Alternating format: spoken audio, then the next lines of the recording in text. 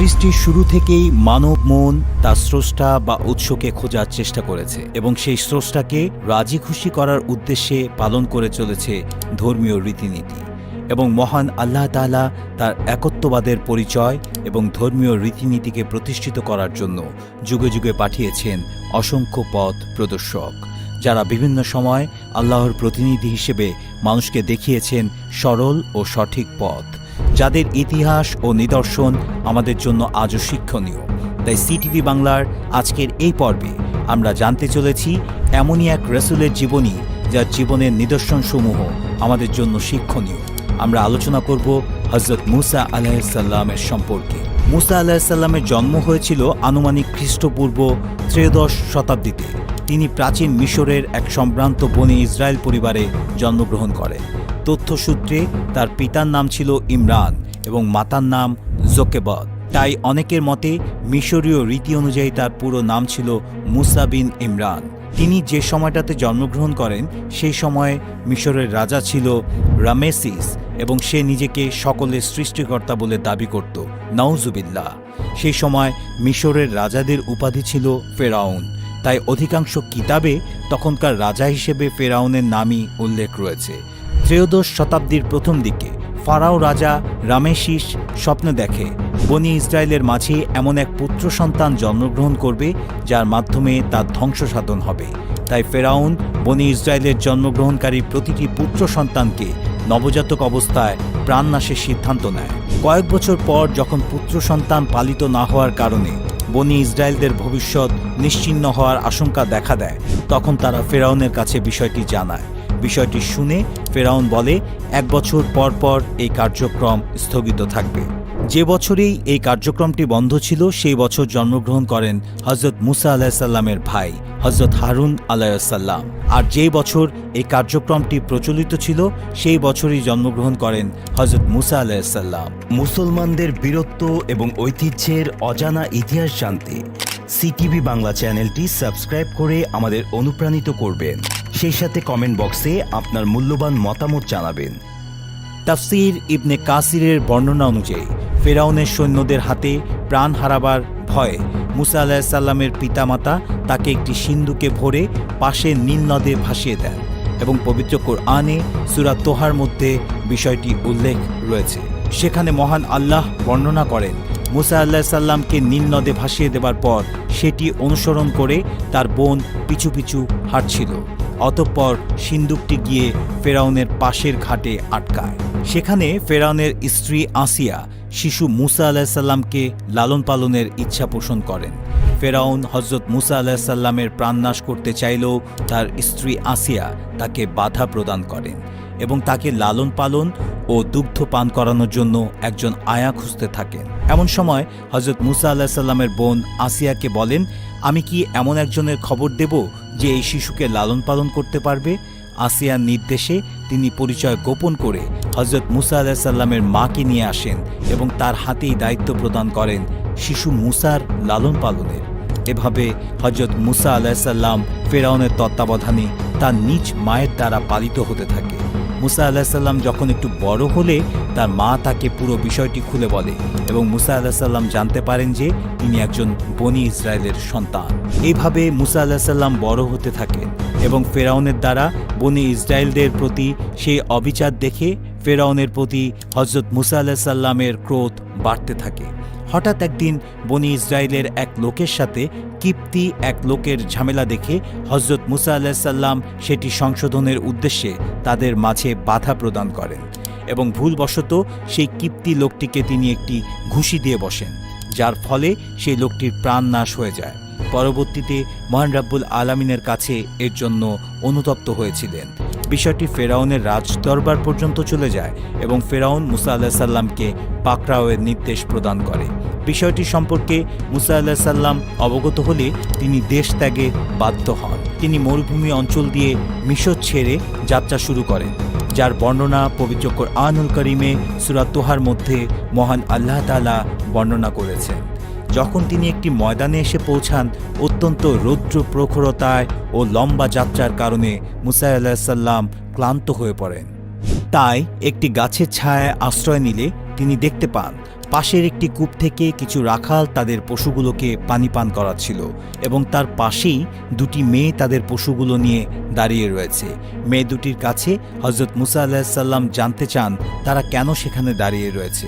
জবাবে তারা বলে তারা তাদের পশুগুলোকে পানি পান করাতে চায়, তবে রাখালগুলো সেখান থেকে সরে না যাওয়া পর্যন্ত সেটি করতে পারছে না এবং তাদের পিতা বৃদ্ধ অবস্থায় উপনীত হয়েছিল, যে কারণে তিনি পশুগুলোকে পানি পান করাতে আসতে পারেন না এবং তাদের পরিবারে তাদের পিতা ব্যতীত দ্বিতীয় কোনো ছেলে সদস্য নেই। মুসা আলাইহিসসালাম নিজ দায়িত্বে তাদের পক্ষ থেকে পশুগুলোকে পানি পান করায় এবং দোয়া করেন আল্লাহ যেন তার প্রতি করুণা করেন। পানি পান করানো হয়ে গেলে মেয়ে দুটি তাদের পশুগুলোকে নিয়ে সেখান থেকে চলে যায়। তাফসিরে আহসানুল বয়ানের মাঝে উল্লেখ করা হয় ওই কন্যাদ্বয় হযরত সুয়েব আলাইহিসসালামের কন্যা ছিলেন, যাদের নাম যথাক্রমে সফুরা ও সগুরা বলে উল্লেখ পাওয়া যায়। অতঃপর সুয়েব আলাইহিসসালামের দুই কন্যা বাসায় ফিরে গিয়ে পিতাকে সকল কিছু খুলে বলেন এবং মুসা আলাইহিসসালামকে অত্যন্ত ধার্মিক এবং শক্তিশালী মানুষ হিসেবে পরিচয় দেন। হযরত সুয়েব আলাইহিসসালাম কন্যাদেরকে আদেশ করেন হযরত মুসা আলাইহিসসালামকে তাদের বাসায় মেহমান হিসেবে নিয়ে যেতে এবং জানান তাকে পশুদের পানি পান করানোর জন্য পুরস্কৃত করা হবে। হযরত মুসা আলাইহিসসালাম সুয়েব আলাইহিসসালামের কাছে পূর্বের সমস্ত ঘটনা বর্ণনা করলে হযরত সুয়েব আলাইহিসসালাম বলেন তিনি ফেরাউনের কবল থেকে এখন নিরাপদে রয়েছেন এবং সেই সাথে মুসা আলাইহিসসালামের স্বীকৃতি পেলে তিনি তার কন্যাদ্বয়ের মাঝে যে কোনো একজনের সাথে হযরত মুসা আলাইহিসসালামের বিবাহ সম্পন্ন করবেন, তবে এই শর্তে যে তাকে হযরত সুয়েব আলাইহিসসালামের বাসায় ৮ বছর মতান্তরে ১০ বছর তার পশুপালনের দায়িত্বে থাকতে হবে। অতঃপর মুসা আলাইহিসসালাম তার এক কন্যাকে বিবাহ করলেন এবং চুক্তি শর্ত অনুযায়ী ১০ বছর সেখানে রাখালের দায়িত্ব পালন করলেন। সেখানে ১০টি বছর অতিবাহিত হবার পর মুসা আলাইহিসসালাম পুনরায় মিশরের উদ্দেশ্যে সপরিবারে রওনা হলেন। পথের মধ্যে তিনি তুর পাহাড়ের পাশে জ্বলন্ত আগুন দেখতে পেলেন এবং তার পরিবারকে বললেন তোমরা এখানে অবস্থান করো, আমি হয়তোবা সে আগুনের কাছে কোনো খবর পেতে পারি এবং তোমাদের জন্য একখণ্ড জ্বলন্ত কাঠ নিয়ে আসতে পারি যাতে তোমরা তাপ পোহাতে পারো। অতঃপর তিনি যখন আগুনের কাছে পৌঁছালেন সেখানে একটি তাজা বৃক্ষের উপরে সে আগুনটি জ্বলতে দেখলেন।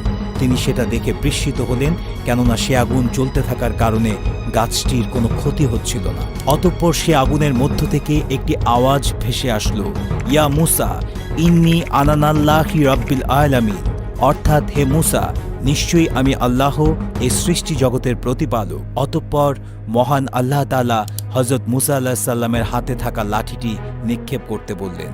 মুসা আলাইহিসসালাম তার হাতে থাকা লাঠিটি নিক্ষেপ করলেন এবং তা সাপে রূপান্তরিত হলো এবং মহান আল্লাহ তাআলা হযরত মুসা আলাইহিসসালামকে ফেরাউন সহ তার জাতির লোকেদের আল্লাহর একত্ববাদের ঘোষণার প্রদান করলেন।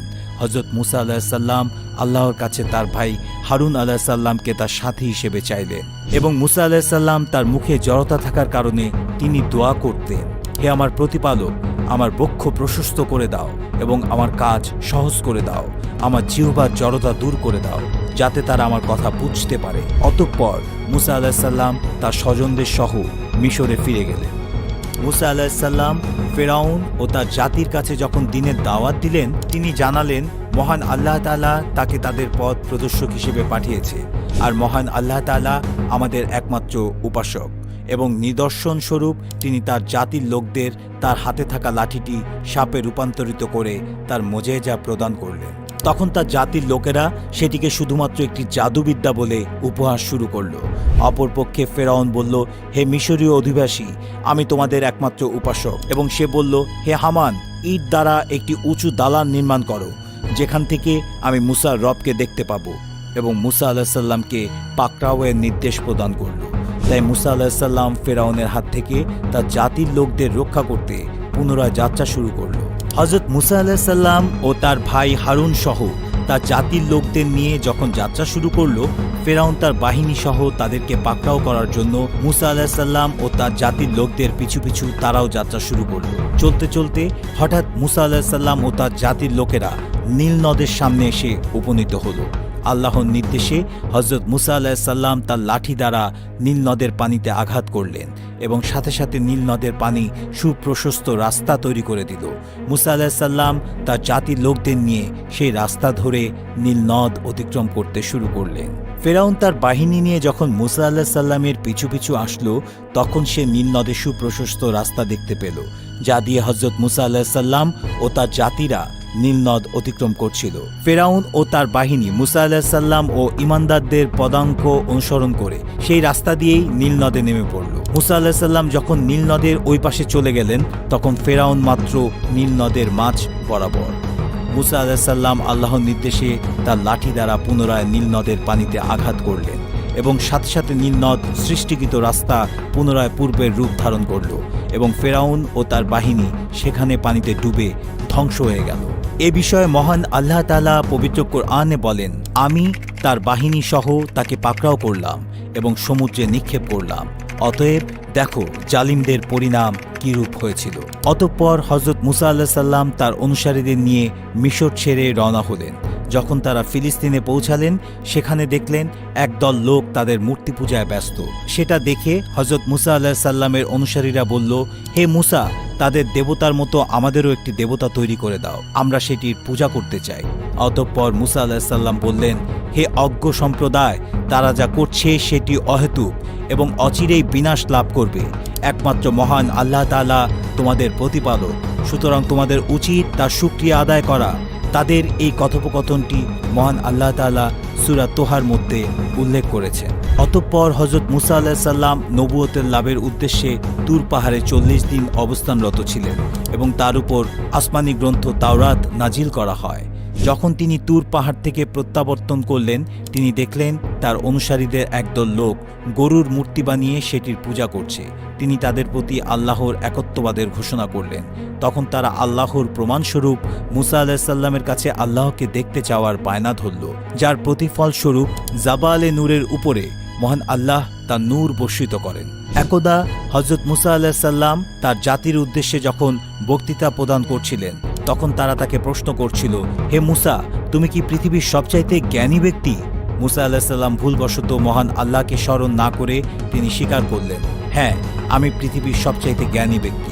অতঃপর মহান আল্লাহ তাআলা হযরত মুসা আলাইহিস সালামকে হযরত খিজির আলাইহিস সালামের বিষয় জানান এবং বলেন, আল্লাহ তাআলা খিজির আলাইহিস সালামকে মুসা আলাইহিস সালামের চাইতেও বেশি জ্ঞান দান করেছিলেন।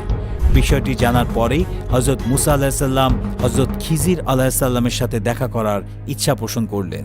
আল্লাহ তাআলা হযরত মুসা আলাইহিস সালামকে থলেতে একটি মাছ নিয়ে দুই সমুদ্রের মিলনস্থলের দিকে যাত্রা শুরু করার নির্দেশ দিলেন এবং বললেন, এই মাছটি যে স্থানে হারিয়ে যাবে সেখানে তুমি আমার সেই জ্ঞানী বান্দার দেখা পাবে। আল্লাহ তাআলার কথা অনুযায়ী হযরত মুসা আলাইহিস সালাম সেই দিকে রওনা হলেন। এখানে পৌঁছে হযরত মুসা আলাইহিস সালাম একটি লোকের দেখা পেলেন, যে পুরো শরীর চাদর দ্বারা আবৃত করে রেখেছিল। মুসা আলাইহিস সালাম তাকে সালাম প্রদান করলে হযরত খিজির আলাইহিস সালাম সেই সালামের জবাব দিয়ে বললেন, আপনি মুসা না, যে বনি ইসরায়েলের নবী হিসেবে প্রেরিত হয়েছেন? মুসা আলাইহিস সালাম সম্মতি জানিয়ে বললেন, আমি আপনার নিকট সেই জ্ঞান লাভ করতে এসেছি যা মহান আল্লাহ তাআলা আপনাকে দিয়েছেন। হযরত খিজির আলাইহিস সালাম বললেন, আমি একটি শর্তে আপনাকে আমার সাথে থাকতে দিতে পারি। আপনি আমাকে কোনো প্রশ্ন করতে পারবেন না যতক্ষণ না আমি নিজেই এর প্রকৃত অর্থ বর্ণনা করব। অতঃপর তারা সমুদ্রের তীর ঘেঁষে চলতে লাগল। পথিমধ্যে একটি নৌকা পেলে তারা সেটাতে আরোহণ করেন এবং নৌকার মাঝি তাদের কাছে কোনো মজুরি রাখেননি। তবে পারাপার শেষে হযরত খিজির আলাইহিস সালাম সেই নৌকাটি ফুটো করে দেন। অতঃপর হযরত মুসা আলাইহিস সালাম বিষয়টি সম্পর্কে জানতে চাইলে খিজির আলাইহিস সালাম তাকে শর্তের কথা স্মরণ করিয়ে দেন। অতঃপর তারা পুনরায় যাত্রা শুরু করেন এবং কিছু দূর অতিক্রম করার পরে হযরত খিজির আলাইহিস সালাম দুটি বালককে একসাথে খেলতে দেখলেন। সেখান থেকে তিনি নিজে এক বালকের মাথা এবং দেহ দ্বিখণ্ডিত করে দেন। এটি দেখে হযরত মুসা আলাইহিস সালাম পুনরায় তার কাছে ব্যাখ্যা চেয়ে বসেন। হযরত খিজির আলাইহিস সালাম তাকে পূর্বের ন্যায় শর্তের কথা স্মরণ করিয়ে দিলে তিনি ক্ষমা প্রার্থী হন। অতঃপর তারা পুনরায় যাত্রা শুরু করলে একটি গ্রাম অতিবাহিত করার সময় গ্রামবাসীর কাছে কিছু খাবার চাইলেন। গ্রামবাসীরা তাদেরকে খাবার দিতে অস্বীকার করলেও খিজির আলাইহিস সালাম একটি দেয়াল দেখতে পান যেটি পড়ে যাবার উপক্রম। খিজির আলাইহিস সালাম নিজ হাতে সেটি মেরামতের কাজ করে দেন। এবার মুসা আলাইহিস সালাম পুনরায় সেটির ব্যাখ্যা চেয়ে বসেন। অতঃপর হযরত খিজির আলাইহিস সালাম তাকে পূর্বের ন্যায় আবারও সেই শর্তের কথা মনে করিয়ে দেন এবং তিনি বলেন, সম্ভবত আপনার এখন ফিরে যাওয়া উচিত, তবে যাবার আগে আমার এই তিনটি কাজের ব্যাখ্যা আমি অবশ্যই আপনাকে দেব। তিনি বলেন, প্রথমত আমি সেই নৌকাটি ফুটো করে দিয়েছি, কারণ এক জালিম বাদশাহ সেই পথ ধরে অতিক্রম করবে, যারা কোনো নিখুঁত ও পরিপাটি নৌকা দেখলে সেটি নিয়ে যাবে। তাই আমি নৌকাটি ফুটো করে দিয়েছি যেন তারা নৌকাটি না নেয় এবং মাঝি সেটির মাধ্যমেই তার জীবিকা নির্বাহ করতে পারে।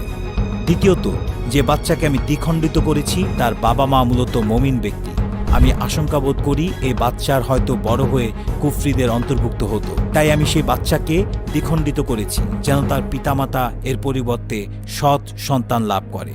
সর্বশেষ আমি যে দেয়ালটি মেরামত করেছি সেটি দুটি এতিম বাচ্চার, যার নিচে তাদের পিতার রেখে যাওয়া কিছু ধন সম্পদ লুকায়িত রয়েছে। আমি চাই তারা বড় হয়ে সেই সম্পদ অর্জন করুক, এই সম্পদের প্রতি যেন অন্য কারো নজর না পড়ে। এই জন্যেই আমি দেয়ালটা মেরামত করে দিয়েছি। পরবর্তীতে মহান আল্লাহ তাআলা এই পুরো ঘটনাটি পবিত্র কোরআনুল করিমের সূরা কাহফে বর্ণনা করেছেন।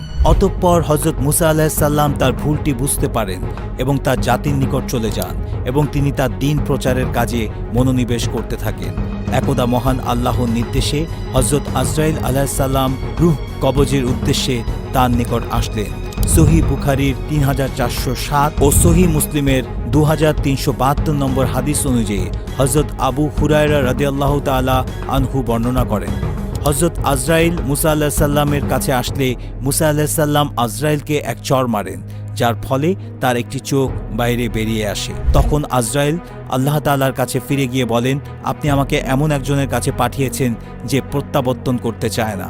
মহান আল্লাহ তাআলা তার কুদরতের মাধ্যমে হযরত আজরাইলের চোখ ফিরিয়ে দিলেন এবং তিনি নির্দেশ দিলেন, এবার আমার নবীর কাছে যাও, গিয়ে তাকে একটি ষাঁড়ের উপরে হাত রাখতে বলো। তার হাতের নিচে ষাঁড়ের যতগুলো পশম আবৃত হবে প্রতিটি পশমের বিনিময় তার একটি করে বছর আয়ু বৃদ্ধি করা হবে।